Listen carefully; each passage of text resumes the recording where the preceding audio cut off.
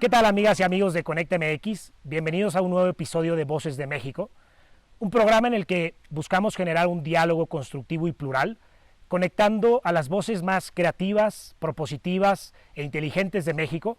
Y el día de hoy nos encontramos con la gran escritora Sabina Berman.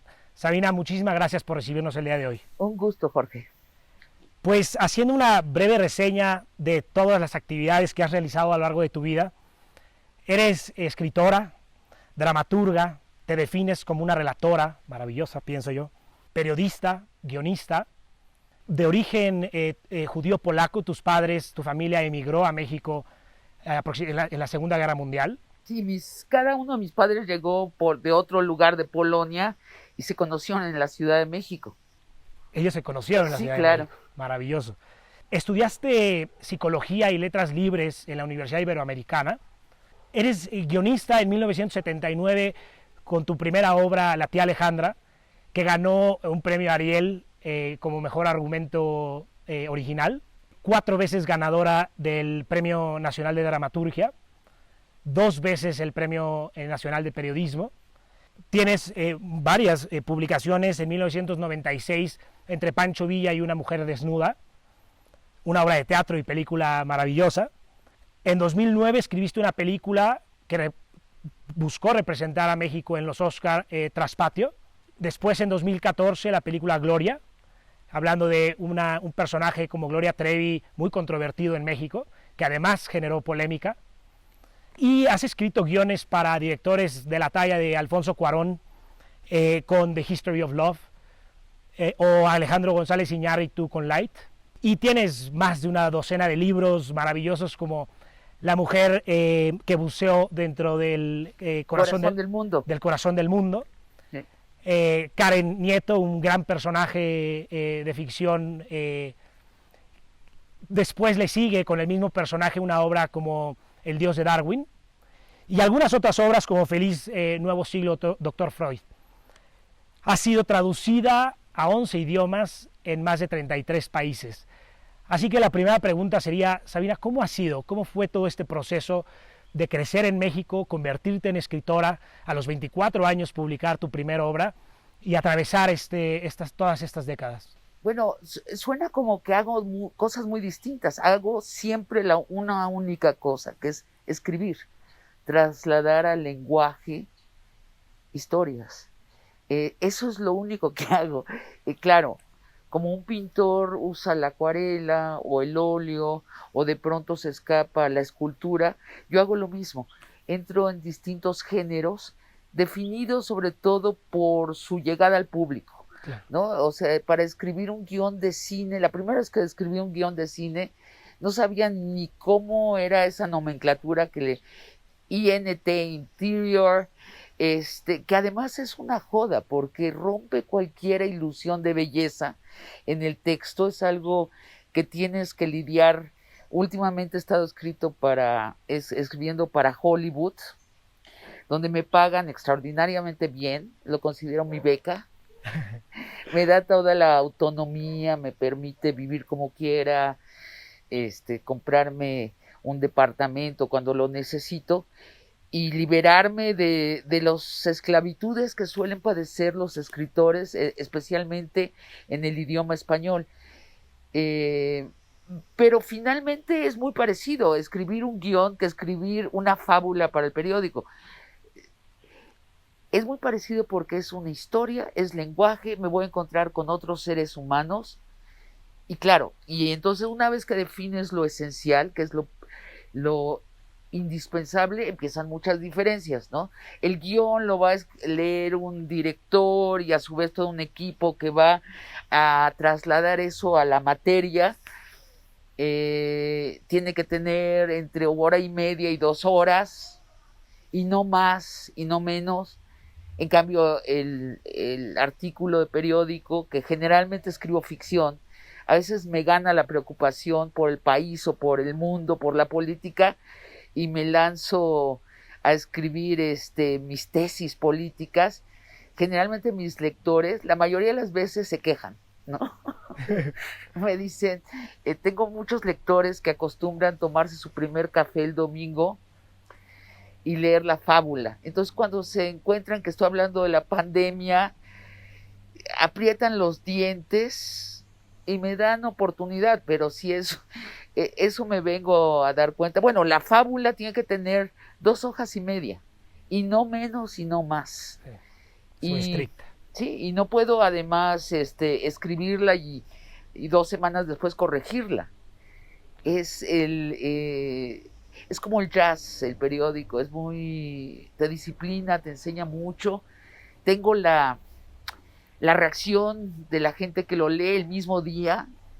Mis amigos, mis cercanos me escriben por WhatsApp, los otros me escriben por Twitter, y que me ha resultado muy interesante. Y en medio del cine y la fábula está la novela, el teatro, que es realmente mi formación fue a través del teatro. Empecé haciendo teatro como actriz y luego me volví dramaturga, pero siempre contar historias.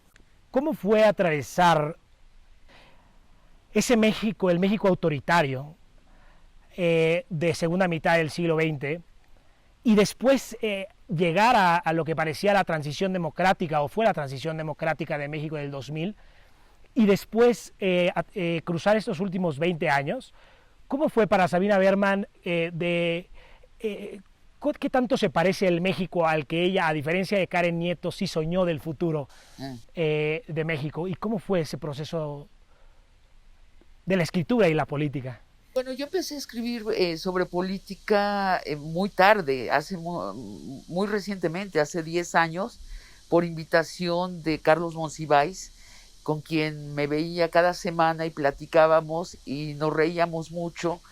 Y de hecho yo me empecé a interesar en la política hasta que Fox ganó, porque antes no le veía ningún sentido. O sea, era siempre el PRI, claro, con los vicios priistas. Para mí el PRI era la pesadilla de lo peor de México, la corrupción, la mentira, esos señores, porque eran siempre señores, más alguna dama que se colaba y que pensaba como un señor, que creaban una pirámide política patriarcal, heterosexual.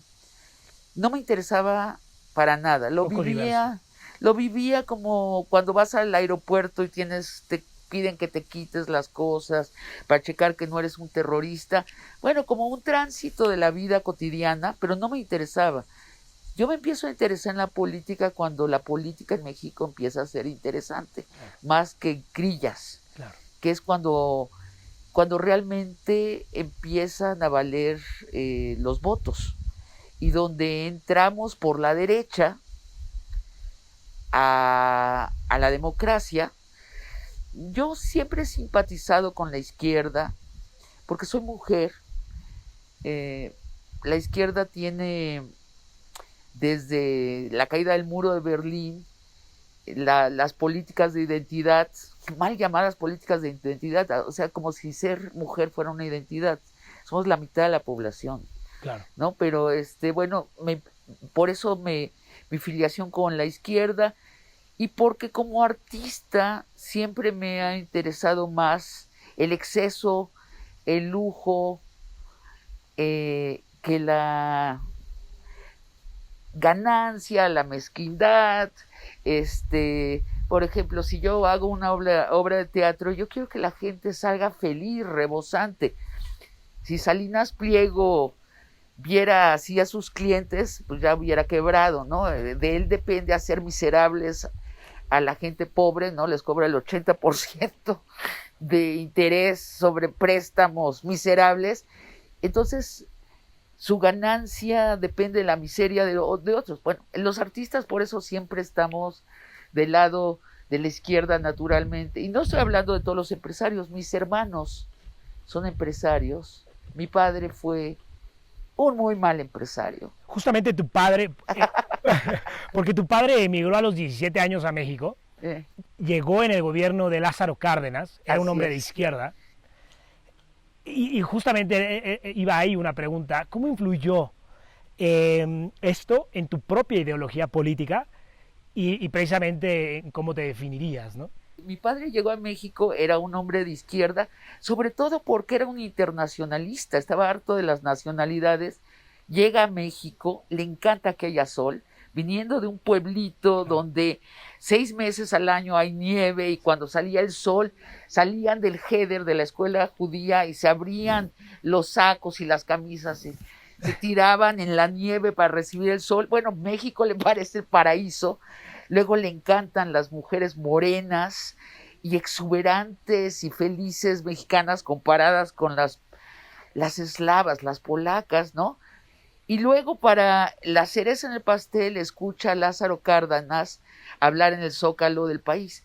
Pero antes, el que le da la bienvenida, el que presenta al presidente, es un señor llamado Lisker, o sea, un apellido judío, y después tiene la nariz más grande que mi papá, y dice, es judío, está presente. Se enamora de México. Después Lázaro Cárdenas, que mi padre decía, era como, lo describía, decía un monolito de piedra, y nos decía de niños, ¿han visto el Tlaloc del Museo de Antropología? Pues así, pero moreno y grandote. Y se pone a hablar de la patria y el porvenir de la patria como una aventura de kilowatts. Si se electrifica todo el país, si se tiende el alambre para electrificar todo el país, seremos otro país, cosa que fue absolutamente cierta. Sí. Y mi padre se enamora de Lázaro Cárdenas y del proyecto, se queda en México, estudia en el Politécnico, donde ahora trabajo además, y se vuelve ingeniero mecánico electricista por la influencia de Cárdenas, y efectivamente se pasa 7 años de su vida cabalgando con su cuadrilla de electricistas y cableando todo el sureste del país.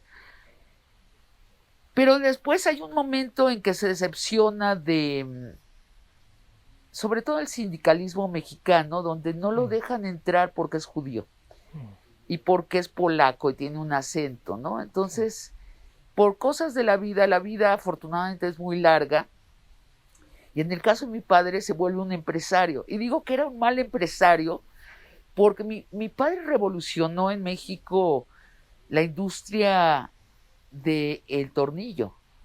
O sea, mi padre fundó una de las primeras fábricas y fue el zar del tornillo. Hizo mucho dinero,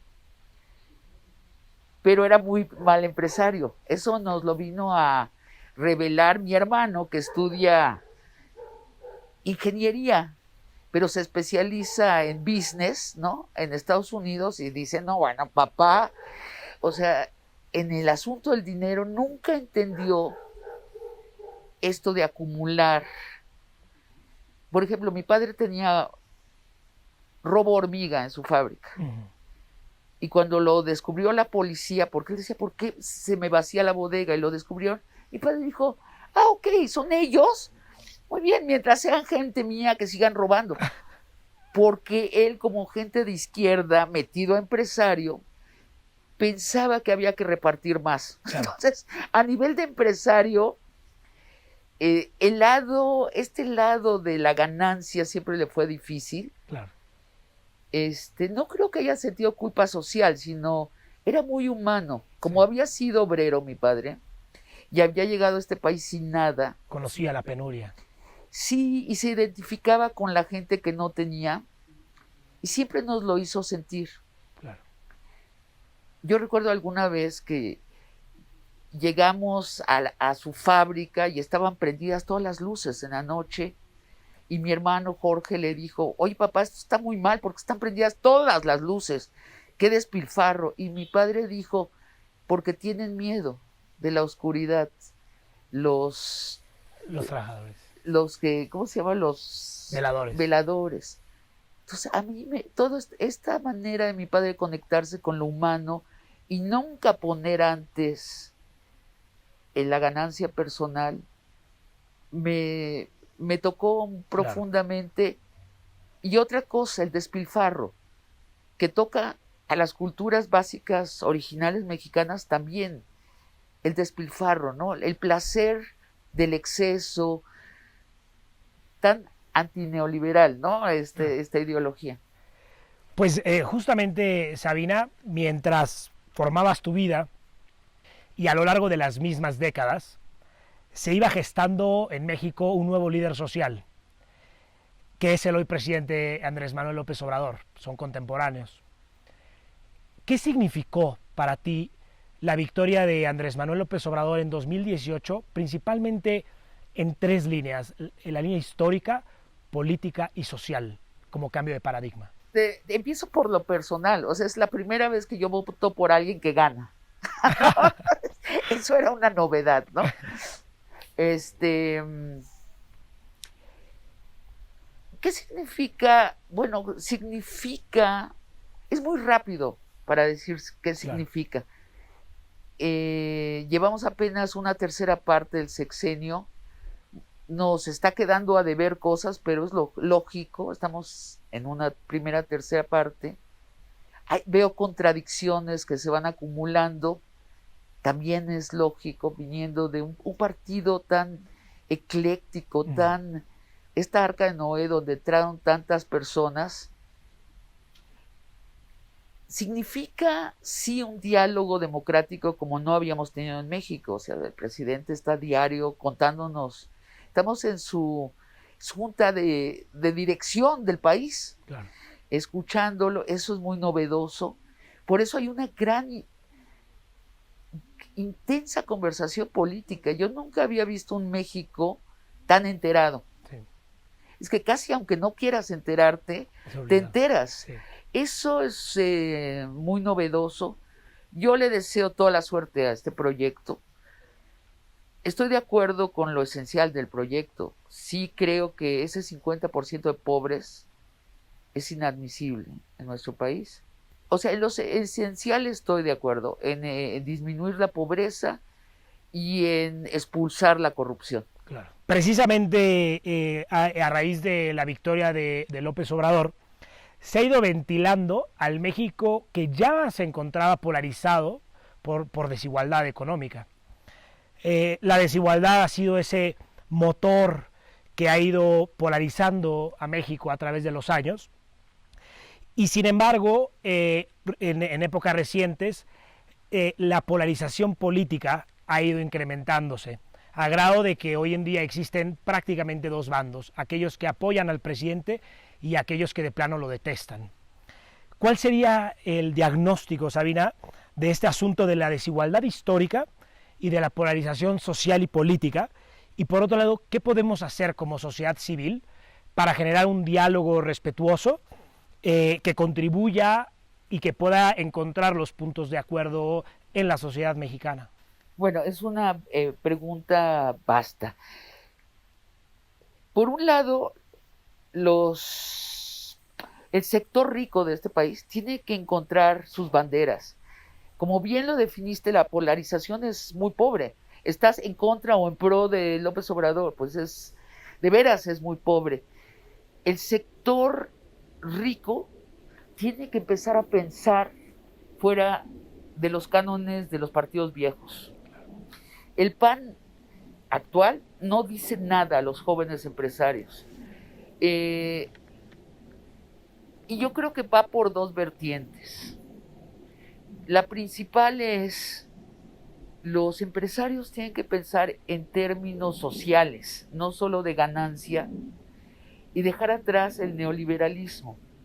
Está pasando en todo el mundo, o sea, el neoliberalismo, mira, cuando empezó el neoliberalismo, yo durante 5 años fui neoliberal, o sea, dije, es una muy buena idea que el Estado, que es corrupto, ineficaz, básicamente, ineficaz y corrupto, se haga a un lado. Y después empecé a notar las contradicciones del neoliberalismo. Ya 30 años después, creo que el neoliberalismo llegó a sus extremos de decadencia. Empezó a comprar y vender lo que de ninguna manera puede comprarse y venderse. Y empobreció al 98% de la población. Digamos, sí, su promesa de hacernos ricos a todos es un fracaso enorme. Entonces, y cuestionado ya en todo el mundo. En todo el mundo. Y la pandemia nada más lo volvió muy evidente, ¿no? ¿Cómo puedes reaccionar a una crisis de salud colectiva cuando has desarmado los hospitales? Cuando has desarmado prácticamente todo lo que es colectivo. todo los lo que es servicios bien común. esenciales del Estado, ¿no? Claro. Seguridad, educación, salud. Los empresarios, y yo se lo digo, yo tengo varios familiares jóvenes empresarios y empresarias, les digo, abandonen esos barcos viejos, que se hundan solos, ustedes no tienen responsabilidad en eso. Hay que crear nuevas teorías de la vida colectiva, por un lado. Y por otro lado, yo también creo que tenemos que dejar la ideología en donde corresponde, en el cajón de los utensilios. Claro. Las tijeras, el scotch tape, los cuadernos. La vida no es la ideología. Y en eso como especie nos equivocamos todo el siglo XX. Hasta hicimos guerras terribles. Yo creo que la pandemia nos regresa a darnos cuenta que las ideologías...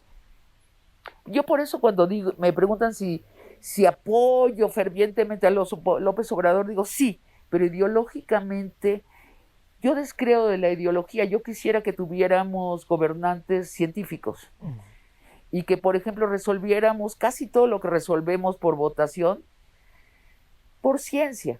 O sea, es problemático que los gays críen hijos, pues hagamos unas pruebas con, ¿sabes? Con grupos control y con pruebas científicas, y en 5 años sabemos, y ya dejamos de discutirlo, ¿no? Mucho de lo que discutimos no tendríamos por qué discutirlo. Yo creo que es el momento de los experimentos. Se discute más con la pasión que con los datos, ¿no? Pues con la evidencia. Con la terquedad, ¿no? O sea, Josefina Vázquez Mota insistiendo que los hombres gays crían niños defectuosos. Y dices, bueno, preséntame alguno. No, es que yo leí un estudio. No. Tú no leíste ningún estudio. Oíste a un cura que no conoce a ningún gay, excepto a los de su congregación, que son gays muy problemáticos porque tienen un complejo, ¿no? Están escondidos. Vaya, estamos muy, muy llenos de basura. Y yo también creo que es el gran momento del experimento personal y de pequeños grupos. La política debe servir para resolvernos lo colectivo. Pues nos debe dejar libre, y esta libertad la tomamos o la dejamos para hacer nuestros experimentos personales. Es el momento del experimento. ¿Qué es lo que necesitamos más ahora? Felicidad. Hay que definir de nuevo qué es la felicidad. ¿Es la abundancia? Claro. ¿La abundancia es la salud? ¿Dónde está eso? Yo preveo que va a haber un gran éxodo, quito la palabra gran, va a haber un éxodo de mucha gente fuera de las ciudades. Y es lógico, porque este confinamiento está recordándole a mucha gente etapas de la infancia donde vivía sin ver su reloj, donde no estaba todo el tiempo, ahora sí, esta expresión de los albañiles, tras la chuleta. O sea, es que es una enfermedad. Claro. El capitalismo puede ser una enfermedad, ¿no? Estar todo el tiempo. Yo conozco gente riquísima, billonarios en dólares, que están detrás de la chuleta desde las 5 de la mañana hasta las 12 de la noche. Entonces es como, ¿para qué? Pero qué necesidad. Además, ¿qué inventaste tú? O sea, porque si dijeras, bueno, pues invento cosas que estoy apasionado, pero no, están detrás del dinero. Esto es una de nuestras enfermedades contemporáneas. Una economía manejada por una bola de señores viejos que acumulan y acumulan y acumulan dinero sin saber para qué. No acumulan y acumulan empresas y proyectos. Dinero. O sea, otra de las enfermedades es del dinero por el dinero. Yo sí creo que tenemos que revisar nuestra relación con el dinero, con el trabajo. Estos son los puntos negativos. Y después con los puntos positivos, la felicidad, la abundancia, la conexión con la naturaleza. Claro. Existe una lucha en México por la paridad de género. Y hay algunos datos importantes. Coneval 2017, las mujeres entre 25 y 44 años tienen 21% menores ingresos que los hombres en México. INEGI y la Comisión Nacional Bancaria de Valores, 2018, solo el 17% de las mujeres económicamente activas tienen un crédito hipotecario. CONACYT 2018, 2 de cada 10 investigadores de alto nivel son mujeres, solo 2. Y Reinserta 2 de cada 10. 2 de cada 10. Y Reinserta 2019, las condenas promedio en mujeres son de 23 años contra 17 años en hombres y su defensoría resulta 50% más cara. ¿Cómo ves al gobierno mexicano en este tema y a la sociedad en la búsqueda por reducir la brecha que resulta en una deuda histórica? Pues mira, es una gran desilusión. Esa es una de mis grandes desilusiones con la 4T. Históricamente los gobiernos de izquierda son feministas y cada vez más abiertamente feministas. Pedro Sánchez subió al poder en España y sus primeras palabras fueron: este es un gobierno feminista.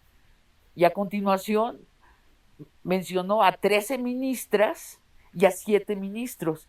Pero ahí no acaba, porque eso es casi simbólico. Esas mujeres en el gobierno deben representar política pública pro igualdad. Bueno, en México nos quedamos en el punto de que muchas ministras, pero tenemos un presidente que por no sé qué razón es biográfica, es totalmente biográfica, no entiende el feminismo. Le dices feminismo y ve a Felipe Calderón, que bueno, ya eso se hace. Yo quisiera tener 5 minutos con el presidente para hacerle alguna terapia rápida y quitarle esa asociación forzosa que tiene entre feminismo y Felipe Calderón, que es absolutamente irracional, ¿no? Claro. Por ejemplo, cuando organizamos la marcha feminista el 8 de marzo, que yo estuve entre fuimos como entre 100 mujeres que rápidamente nos pusimos a trabajar y juntar a las demás, que fue muy fácil porque todas querían ir a la marcha y se nos fue de las manos el control muy rápido, y eso así debería ser, así es un movimiento social. Y de pronto me entero que el presidente está convencido que Felipe Calderón está detrás de nosotras. A mí mis amigos de la 4T, que tengo muchos, me dijeron: es que detrás de ti está Calderón. Pero ¿de qué hablan? El PAN siempre ha estado enajenado con lo feminista, ¿no? Por su raigambre católica. En fin, esto es una deuda muy lamentable. Está todo puesto para que este fuera un gobierno feminista, no lo está haciendo. Cada una de las ministras, de las secretarias de Estado, es feminista en su vida personal, es feminista en su burocracia y no lo está haciendo fuera. Es una gran oportunidad que se nos está pasando debido a este viejo esquema de la pirámide patriarcal, donde hay un señor arriba como un monarca que decide muchas cosas. Digo, es así en casi todas las democracias. Lo que llamamos actualmente democracia son monarquías corregidas, ¿no? Claro. Y seguimos en este pensamiento de pirámide muy antiguo, incluso en la empresa privada. A mí me interesa mucho eso. Estoy escribiendo una novela sobre un empresario basada en la realidad, y empiezo a notar, hice todo un trabajo de periodístico previo, que son tiranías en general las empresas. Son mucho más... Es una estructura demasiado vertical. Sí, es un desperdicio de felicidad y de eficacia. Claro. ¿Sí? Pues Sabina, México tiene otra deuda histórica, que precisamente es el combate a la corrupción y a la impunidad. Por mencionar 2 datos, únicamente el 4% de los delitos en México son denunciados, y esto nos lleva a que el 99.3% de los delitos permanecen impunes. Imagínate. De acuerdo a la función pública, en el lado de la corrupción, en el 2018 se perdieron 550,000 millones de pesos en operaciones fraudulentas. ¿Qué esperar de la nueva administración que ha ofrecido este reto como eje central de su gobierno? ¿Sabes qué? Esta es una de las preguntas que nos vamos a enterar en 6 años. Siempre es así en México, ¿no? Nos enteramos de la corrupción cuando se acaban los negocios de los que están en el poder. Yo no tengo manera de más que hablar idealistamente de lo que está sucediendo. Yo espero que sí está siendo distinto.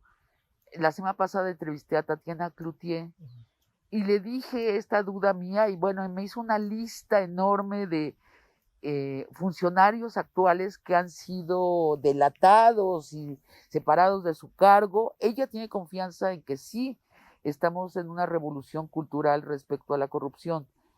Yo mentiría si lo afirmo. Espero sinceramente que sea. Ahora, yo creo que una cosa que tenemos que hacer es también pensar fuera del gobierno. De nuevo, el gobierno tiene que ser nuestro facilitador, pero una de las taras de este país es que los empresarios han vivido del gobierno. La gran mayoría ha mamado de la obra del gobierno. O sea, se quejan mucho de los políticos, pero la empresa privada mexicana, los grandes empresarios mexicanos, si tú haces la lista de los 10 empresarios mexicanos más ricos, 8, sus negocios son con el gobierno. Sí es necesario este concepto de la separación del poder político y el poder económico. Es como una siguiente lucha que se debe de abordar. Pues si yo fuera empresario, miraría a otra parte. Miraría hacia la globalización. Miraría hacia mis clientes internacionales. Encontraría ahí la abundancia. Primero porque ya esa pirámide está llena, siendo López Obrador un hombre de 60 y tantos años, sus empresarios predilectos son los de su generación, entonces no veo cómo van a entrar los jóvenes empresarios ahí. Pero además es miserable, ¿no? Vivir del engaño. Yo creo que, de nuevo, la respuesta a López Obrador, la evolución a López Obrador, el siguiente sexenio ojalá nos encuentre con una clase empresarial, con una teoría de la política muy distinta a la actual. El daño que le han hecho los empresarios mexicanos, y en eso yo estoy de acuerdo con la 4T, es de corrupción. O sea, ya era corrupto el sistema, lo corrompieron enormemente. Ahorita que están saliendo, Lozoya vino a revelarnos lo que ya sabíamos, pero le está poniendo nombres. Claro. Dices, ¿cómo vendieron chatarra en $50 millones y Salinas Pliego se hizo de $50 millones porque sí? De hecho, con casos precisamente como el de agronitrogenados y desvíos en Pemex, en donde solamente con un negocio se desviaron 6 o 7 mil millones de pesos de Pemex, ¿no? Increíble, ¿no? Increíble. Lozoya, ¿qué hacía? O sea, ¿te das cuenta el nivel? Bueno, la tentación del dinero fácil que ha tenido el empresariado mexicano. Bueno, y la otra cosa es que te empiezas a dar cuenta cuando ves las licitaciones, incluso de este gobierno, y quién las gana para los ventiladores, todo, dices, está lleno de empresarios que no producen nada, ni pensamiento, ni objetos, nada. Son intermediarios. ¿Sí? Todos esos coyotes de la vida. Yo le decía al presidente, por interpósita persona, por medio de la televisión, le decía que si Fifi quería decir esa clase corrupta de ricos, había que hablar mucho de los fifís, pero si englobaba a los otros empresarios y a las clases medias, a mí me parecía de una injusticia básica.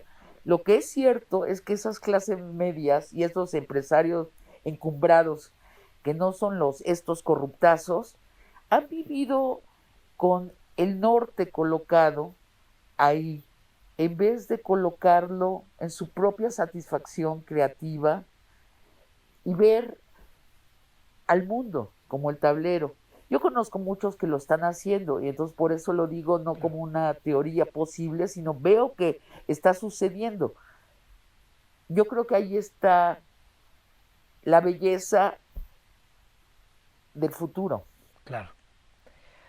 Pues sin duda todos estos temas implican retos enormes para la sociedad mexicana que si bien son encabezados generalmente por el gobierno, las revoluciones políticas siempre vienen de una revolución social y será una responsabilidad de todos nosotros como ciudadanos el empujar esos cambios, empujar la paridad de género, empujar el combate a la impunidad y la corrupción. ¿Cuál sería en este tema político como el mensaje final a los seguidores de Conecte MX o a la gente que se sume a este proyecto en cuanto al quehacer ciudadano? Me parece a mí que nuestra obligación es pensar y actuar de acuerdo a nuestro pensamiento. Tenemos que soltarnos de estas monarquías disfrazadas de democracia, participar, pero no obsedirnos. Engrandecemos a México cuando nos va muy bien personalmente. Estar en la grilla continuamente, dejémoselo a los políticos profesionales, que por cierto son demasiados. Es otro de los vicios de nuestro sistema, ¿no? La gente que hace política profesionalmente, hay demasiada en este país. Porque yo oigo a la gente que no es política hablar demasiado de política, ¿sabes? Y siempre con una enorme frustración. Yo creo que tenemos que hablar de lo colectivo a nivel más personal y actuar de manera más personal. Creo que la solución, por ejemplo, al asunto de la discriminación de las mujeres viene también mucho a nivel horizontal. En la creación de espacios para mujeres tenemos que dejar caer estos señores que discriminan a las mujeres, que no nos han dejado entrar a las instituciones, a las empresas, que tienen una enorme bronca de trabajar con mujeres. Ya fue su tiempo, que se vayan. No, de verdad. O sea, yo no veo camino por ahí. Veo en lo horizontal muchísimo camino, muchísima satisfacción también. Claro. Pues al final vamos a pasar a una serie de preguntas rápidas. Muy bien, ahora. Pero antes me gustaría que nos platicaras un poquito acerca de tu nueva película, Crónica de una tormenta. ¿Qué nos puedes platicar y qué sigue en la vida profesional de Sabina Berman? Bueno, yo escribí una obra que se llama Testosterona hace como 7 años. Se ha montado en muchos países y en España estuvo, y en Argentina estuvo 3 años y en España estuvo 3 años. Bueno, resulta que los equipos de España y Argentina se pusieron de acuerdo e hicieron una película. Increíble. Le pusieron Crónica de una tormenta porque testosterona en estas latitudes significa lo que para nosotros Chip and Dale. Unos señores que se desvisten y quedan en ropa interior. Así se llama este espectáculo. Entonces le pusieron Crónica para una tormenta. Es una película, la acabo de ver hace 2 días. Preciosa. Es con Clara Lago, preciosa actriz. Sucede en una sola locación, que es un periódico. Tengo mucha curiosidad cómo le va a ir en Netflix, ¿no? La van a subir a Netflix. ¿Qué va a pasar? Te deseamos muchísima suerte en este proyecto entrando a Netflix y pues finalmente queremos hacerte una serie de preguntas rápidas para que la gente pueda conocerte un poquito mejor. La primera sería, mejor y peor presidente en la historia de México. Mejor, peor. Bueno, pues el peor es Santana, ¿no? Mejor, posiblemente hasta ahora López Obrador. Mujer de la historia mexicana que más admiras. Sí, hay varias, porque tengo una conexión muy personal. Me imagino. Rosario Castellanos, Sor Juana, más que admirar, que han sido más significativas como figuras para mí, Sor Juana, Rosario Castellanos, Frida Kahlo, inevitablemente. Es toda una lista de... No, difícil escogerla, ¿no? Sí, no, claro, porque, claro, para una mujer escritora, las escritoras, además cuando yo empecé a escribir, habían poquísimas mujeres, y en teatro había una, realmente, que era la esposa de Octavio Paz, ¿no? Se me está yendo ahorita el nombre, bueno, en fin. ¿Chilaquiles verdes o rojos? Ni uno, porque la tortilla engorda. ¿A qué le tiene miedo Sabina Berman? A la muerte.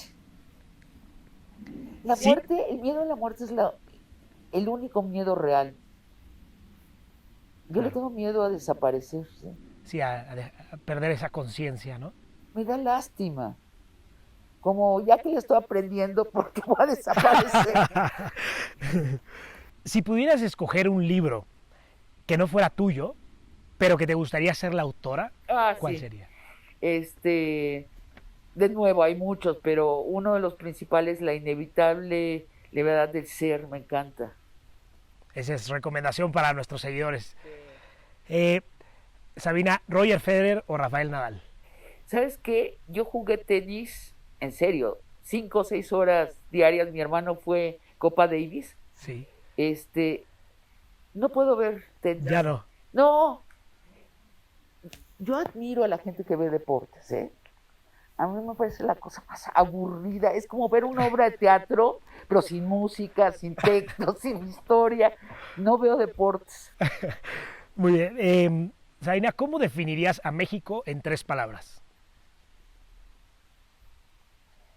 Qué difíciles preguntas. No. Estoy aquí. Claro. ¿Playa mexicana favorita? Sí, no. Eso es Xixim. Xixim. Xixim en Yucatán. Finalmente, Sabina, ¿qué opinas de este ejercicio y qué recomendación hacerle como conclusión a los seguidores de Conecte MX y a toda esta gente a quien le hacemos la invitación de sumarse a un diálogo sin violencia en beneficio de un debate nacional político que nos lleve a un mejor México? Yo creo que hay que cambiar el tablero y las fichas. Las que heredamos son muy ásperas, muy rudas, muy llenas de mentira. Los partidos políticos antiguos ya fueron. Morena no sabemos si va a ser un partido político. Creo que es el momento, y además sobre todo durante la pandemia, hay que decirlo, de la innovación a niveles muy personales. Es el momento no de la ideología, sino del experimento personal. Y en el éxito de tu experimento, que es un prueba y errores, pensamiento científico, esto me funciona, no me funciona, ahí están las nuevas novelas, los nuevos cuadros, los nuevos negocios, ahí tenemos, de verdad, es una carga de un mundo que la pandemia ya borró. Sin duda alguna, estamos en una nueva realidad. Pues Sabina, quisiera agradecerte muchísimo la disponibilidad que has tenido de recibirnos el día de hoy. A título personal, de todo el equipo de Conecte MX, muchísimas gracias. Muchas gracias a ti. Y amigos de Conecte MX, quisiera cerrar el día de hoy con una cita de un apunte de Sabina Berman, que dice de la siguiente forma: la ficción sirve para imaginar. La ficción le da alas al lenguaje y llega donde la materia nunca ha llegado. La historia es una ficción creada de datos de una realidad ya pasada y a menudo minuciosamente documentada.